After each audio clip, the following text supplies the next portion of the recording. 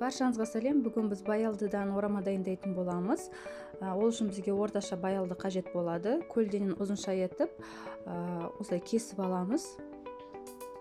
Барлығын кесіп алып, дайындап қойған соң, бізге қажетті келесі азық-түліктер керек болады.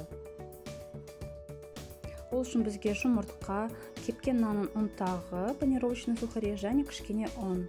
Алдымен ұнға аунатып аламыз.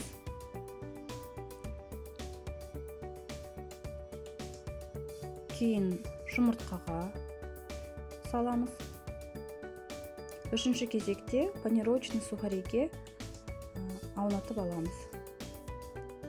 Барлық баялданы осы әдіспен жасап дайындап қоямыз. Табамызды қыздырып, кішкене май құямыз да, жаңағы дайындап қойған баялдыларды ақырындап қуыра бастаймыз.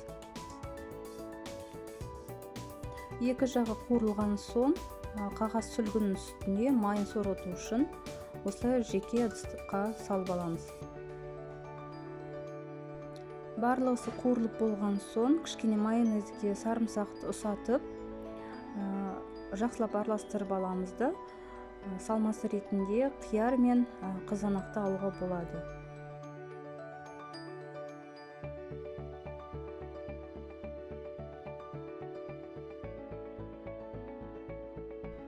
Ендігі кезек қызанақ пен қиярда қажет емес жерлерін алып тастаймыз және орама орауға ыңғайлы етіп тураймыз.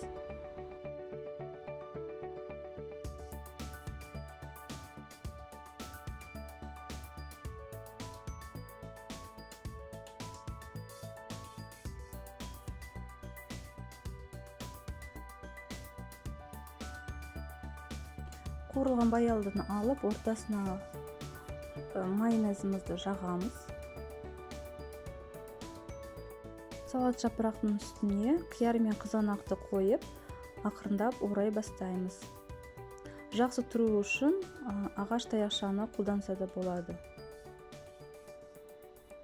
Міндетті түрде жасап көріңіздер, өте дәмді шығады, дастарханның сәнін келтіреді. Назарларыңызға рахмет. Каналыма тіркеліп, қоңырау басып қойыңыздар. Ас болсын.